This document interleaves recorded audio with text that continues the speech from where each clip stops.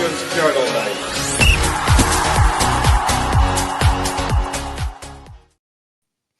Good morning, good afternoon, or good evening, depending when you're watching this. You are watching the Rangers Journal, and this is the Lowdown, your bite-sized roundup of who is to come in Rangers fixture calendar.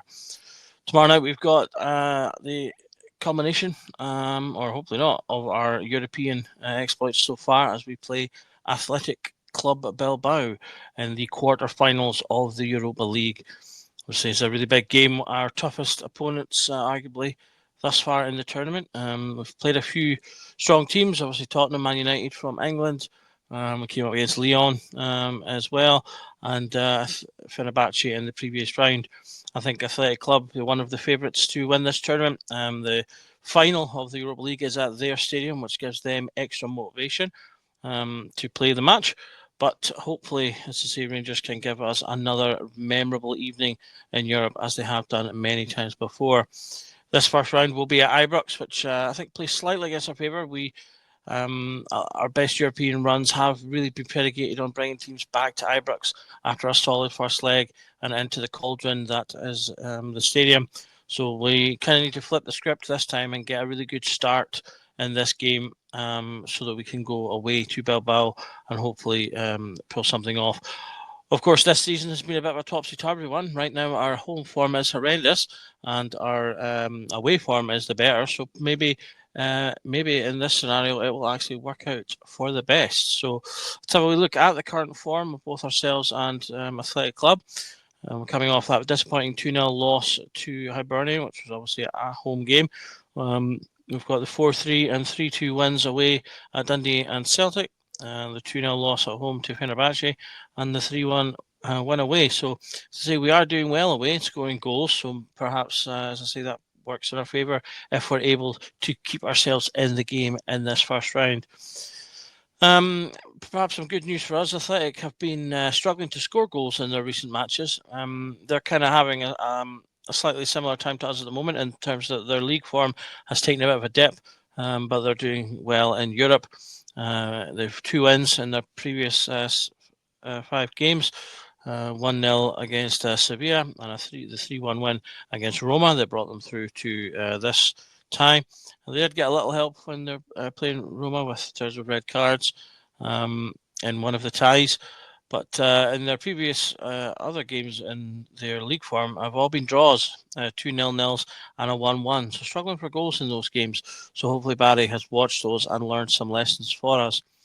They are, however, 4th currently in the La Liga, having played 30 games, 54 points. That will put them in a great place to get into Europe behind the 3 sort of Spanish giants, Real Madrid, Barcelona, and Atletico Madrid. So overall, it's been a good league season for them, even if form has dipped slightly. In terms of head-to-head, we've only got one previous meeting, which is also a quarter-finals of a European competition, the Fairs Cup in 1969. In that game, we also played at home in the first leg and won 4-1. That'd be an excellent scoreline if we could get it tomorrow. And the first scorer of that particular match was one Sir Alex Ferguson. We went off into the away leg and unfortunately lost 2-0, but obviously won the tie overall 4-3. So I would definitely take that as an outcome of this round to take us into the semi-finals. But it is going to be a very tough ask, as to say Athletic Bilbao are a very good team. While we look at what we can expect from them. So Athletic tend to play in 4-2-3-1 when they're on the ball. We'll change slightly to maybe a 4-1-4-1 when they're off the ball. They're a high pressing team that play a high line. They like to get players forward, really put pressure on the opposition to try and force turnovers, and then use their sort of quick and talented players to push forward and break on teams.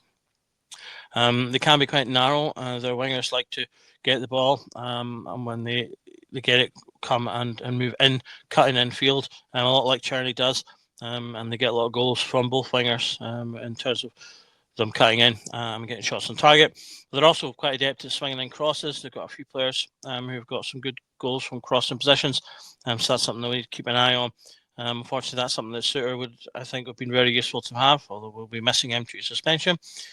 They're not afraid to shoot from various positions. As I say, the wingers both have good numbers, cutting in and shooting, but the midfielders also break forward, something that we don't do, get late runs in from midfield, and they get goals from that position as well.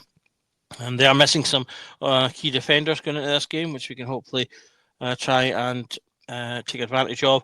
As I say, they do push a high line with their defence, so there is the ability to get in behind and take advantage of the space, and that is something that we can do similarly to how we did against Fenerbahce, particularly with that Cherney goal that was scored with a quick break from turning over the ball and then breaking out with Cherney running in behind.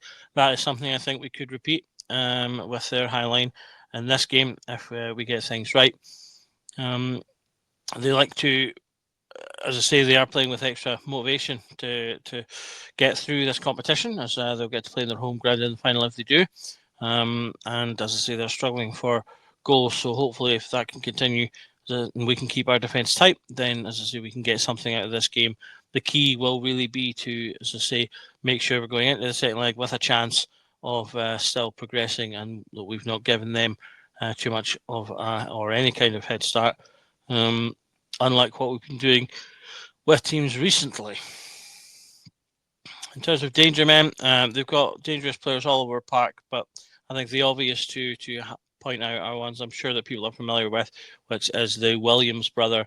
Nico Williams has been linked with a number of teams in England, and is perhaps the slightly more famous, although his brother Inaki is arguably even the better of the two, particularly this season. They've both got multiple goals and assists. You can see there 4 and 5 for Nico, 5 and 8 for Inaki. Say they're both very dynamic players to cut in. They can score goals. They can create passes and cross balls. They're very quick and talented players, and they will be an absolute handful in this match. Good passing stats, both creating almost 40 chances for the team each, and say just all-round quality players that we'll need to look out for. They supply the striker very well, who is coming back into their team after a period of injury, so he'll be keen to fire and get back to what was high-scoring ways. He is one of the reasons their injured first-choice striker not being around is one of the reasons that people surmise that their goals have dried up a little bit. So with him coming back, that is a danger we'll need to keep an eye on. So what about ourselves then, in terms of our 11? I think it's likely that Barry Ferguson will go back to playing with the 5 at the back. So I've selected the 5 here and gone back to the sort of the 5-2-3. I think if we play our winger slightly narrower and look to get width from the fullbacks, then that will help us both defensively as well as getting balls forward and being creative in the attacking thirds. Obviously, we will be without Suter and Diomande, who are both suspended for this match. Without Suter, I think we're going to see probably Proper coming in. Balogun, I think, will be a key player to play. And then it'll either be Tavernier or Sterling. I've put Sterling in the centre for the moment, just because I think ideally we maintain Tavernier in the right back position so that we can still benefit from his creative instincts and his creative abilities. However, you could see Sterling out there as well as maybe a more robust defensive marker against the Williams brothers on the wing. So Sterling or Tavernier could be either way. And if I'm honest, I probably maybe actually see Tavernier being the one who plays in the centre with Sterling out wide to be more defensively solid. But if we're going to go for it, then and we are going to make use of being at home, then perhaps he goes for the slightly more attacking option, which would be to play Tavernier as the winger, as the fullback, but we shall see. Jeffrey, I think, picks himself on the other side with his speed and pace. He can get up and down the pitch. Key Raskin in the sitting position to dictate and marshal the defence. And so you've then got your choices up front. Do we keep Dessers up or do we not? I kind of feel like we have to keep Dessers, as I think his positivity will be key in terms of getting into positions to try and take chances. The alternatives are obviously putting Eggman up front and bringing someone in on the left, in which case you're probably looking at Barami or Haji. But I kind of feel like if you keep Egerman tight and sort of more centrally on the left-hand side and Dessers, you kind of get the benefit of both without having to sacrifice. The other option would be bringing Danilo in. But the fact that Danilo's had such little game time recently, I think he maybe perhaps is left best as an impact player rather than bringing him in from the beginning, which he may struggle having not had many minutes. Cherney's an obvious pick on the right hand side, and I've gone with Barami in the centre over Hadji, as I think he's been in slightly better form lately. Of course, the other big question that I've skipped past here is goalkeeper. Many calling for Kelly to come in. I think if he was going to drop Butland, then Hibernian should have been the game to do it, to put Kelly in, to give him that game, to get him some minutes before he comes into a big European match like this. Going into such a big game, to suddenly just put Kelly in, I think would be a huge gamble, even with Butland's sketchy form. He could easily come in and have a really good game despite being in bad form. It only takes one game to turn things around. But I'm still caught in two minds, because even with a blunder in him, I still think he makes saves that Kelly doesn't. So I've kept him there because I feel like if you're going to have Kelly in, it should have been done in the previous game. And so he's kind of, I feel like he's kind of left himself with no choice.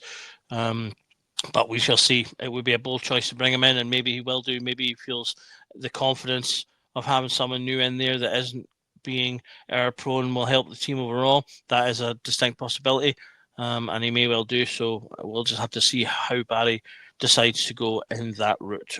In terms of a game changer for the match, if he plays, then I think the game changer will be Cyril Dessers, and whether or not he's got his shooting boots on. The last two games he struggled in terms of having a lot of chances but not scoring goals. But I mean, at the same time, in the Dundee game, he may have missed chances throughout, but did get the winner when it mattered at the end. He has scored the second most goals for us in Europe after Cherney, and the most goals for us in terms of strikers. So I still think he's probably the best chance to get goals. And as I say, I think if you play him with Egerman, then you double that chance of scoring from strikers if you have them both on the pitch, rather than being forced to pick between one or the other. He's got 12 goals in the league so far and 2 assists, 74% pass accuracy, 50% tackles won. His recovery is 33, so relatively decent stats across the board. Just needs to improve that conversion rate.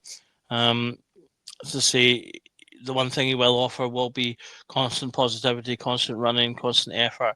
And he has had some decent games in the European matches, and so hopefully this can be another. Regardless of who is chosen, I think the game changer will be our strikers, because I think we will get chances against Bilbao, and given that I think they're a good team and they've got the potential to score against us, we're going to need to take our chances to make sure we stay in the game or make something of it. So whoever plays up front is going to be a game changer for us. Okay, in terms of predictions going into this game, sadly predicted all wrong for the Burning game. I thought we would hopefully get a 2-0. We did get, I hoped we would get a 3-2. So I predicted right in terms of Vernian scoring twice, but unfortunately we did not get anything. I'm going to predict a 1-1 draw in this game. Hopefully, as I say, we can put our home woes aside and not fall to the same trappings that we have been recently. We do tend to pick ourselves up in Europe, so hopefully, it will be an improvement. As I say, the Olympia Athletic Club are a strong team, so I think they will get chances. I think they will potentially get a goal, but there are opportunities for us if we're at our best. They can be got at with that high line. We do have some players that can take advantage of that. I think we've shown that in some of the matches we've played against other European opposition. So I've gone for 1-1 at home, with us hopefully then going to Bilbao and having another cracking away performance to put ourselves through. But either way, as long as it's a good performance, then I think that'll go a long way to help people feel better about things at the club thus far. So that's been your lowdown for Athletic Club. I'll be back again with a slightly different version, I think, for the second leg, and see how things go. I believe I'm also on the post-match for this and to talk about the game in more detail. But good luck to Rangers and enjoy the game. And remember that every night it's a Rangers Journal night.